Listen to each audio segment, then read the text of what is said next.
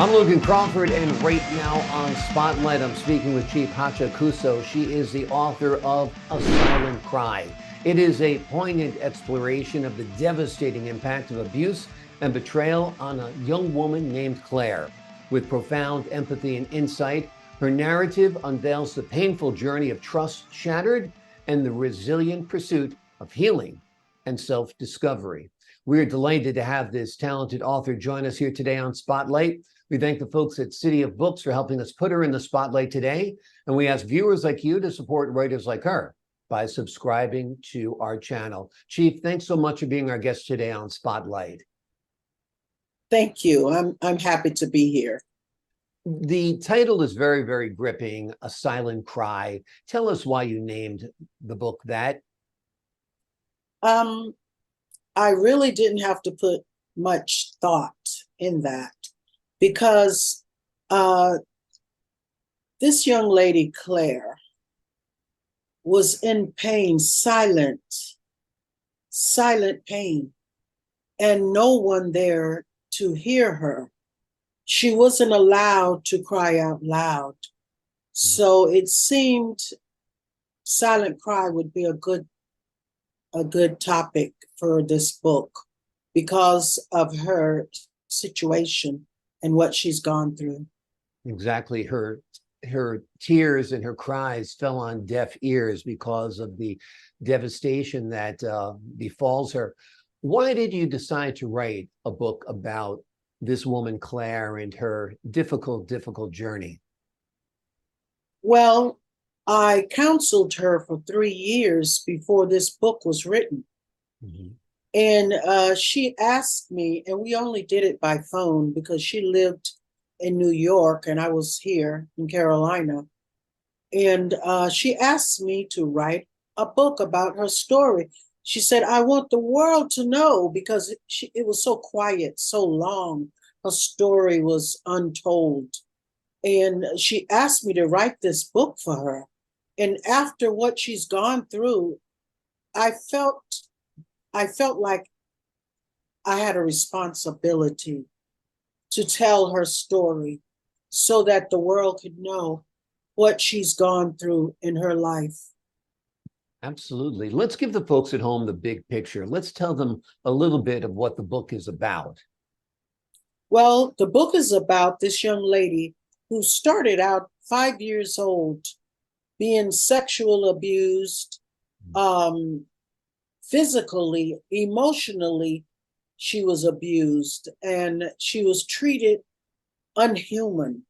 Mm-hmm. And it's just, I cried so many tears listening to her tell me what happened to her over the phone. Mm-hmm. Some of the things that she told me, I was so embarrassed even listening to her. And she had to let it all out. The book was written as a tool that would help people like her who's gone through this situation that she's gone through. Her mother was her biggest enemy, I think, because her mom was, she knew what was going on. She allowed it. She sold her daughter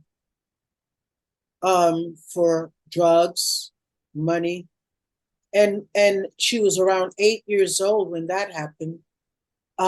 It's just a heart-dripping, horrific story that she tells. Yeah. But in the end, she came out with hope.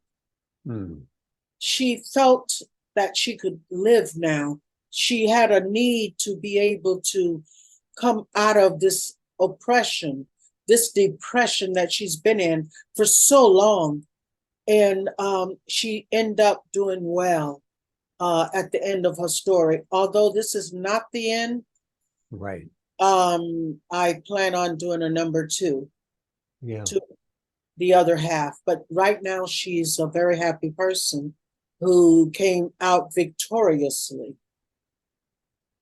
Yes. It's amazing how some people can overcome insurmountable odds, but they do, and sometimes there's stronger people for it. How How did you happen to get in touch with Claire, or how did Claire happen to get in touch with you? Well, Claire is a relative, Okay. and I didn't know very much about Claire. She grew up in Fort Lauderdale, Florida. Hmm. And at that time, while she was growing up, I was in New York. But I noticed every event that we have, family reunions, funerals, graduations, she was never present with her family. And I would ask why? Why isn't Claire here? Oh, she had something better to do. She wanted to be with her friends. There was always an excuse, Yeah. and why she wasn't there, why no one see her, why none of the family get to know her. Right. They kept her in hiding. And at that time, I knew something was strange, but I had no idea the depth of it. I Awesome. had no idea what she was going through. And it just was so painful listening to her for 3 years, telling her story to me over the phone. 3 o'clock in the morning, she would call sometime. And I felt that it was my duty to listen. Sometime 1 o'clock in the morning. Most of her stories was told at night. Mm. And so I started writing it down. When she asked me to write a story, to tell her story to the world, I started writing notes so that I could gather up this. So it was just so much in her life going on. There's no way I could put it all in this book. It's Yeah. just so much that I felt so embarrassed that this happened to her. It's an unbelievable story. It's an unbelievable journey, but it's helpful that it's out there because there are so many people in this country, in this world, who are going through similar things, unfortunately. And having this shared experience is somehow empowering to them because they know they're not alone, don't you think? Yes, definitely.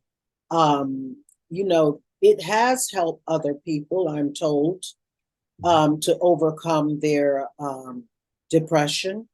It helped people who wasn't even abused in that way, but in other ways, it helped them also to overcome their situation that is horribly hard to forget. But yes. How did faith help in turning Claire's life around and helping her rebuild after such a difficult and challenging start? Well, like she said, she had no friends, she had no one but God. Mm. She believed in God. She believed that He was there. She said that He comforted her and He kept her from losing her mind because there were points in her life where she felt like she was losing it. And she would talk to God and He would comfort her while she was hiding somewhere in the closet, under the bed, wherever she was. She said God was with her and He helped her through this tremendous ordeal. Amazing, amazing. Faith is very, very important in life, particularly important during trying times. What was it like writing this book? Because in some ways, you're reliving it again. I mean, you remember had to recall all of those painful discussions you had with her. Oh, it was horrible Hmm. writing that book. It was painful, very painful. But I think me listening to her tell her story and having that sort of pain, I think that helped her because I shared her pain. And Hmm. I'm a relative. I love her.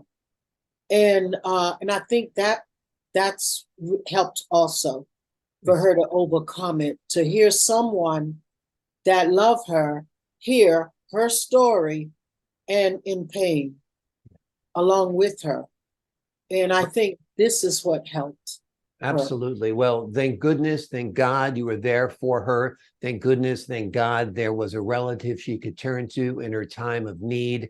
She was betrayed by some family members, but you were there to give your heart, give your ear, give your head, and help her through unbelievable times. The name of the book is A Silent Cry. It is written by Chief Hacha Kusso.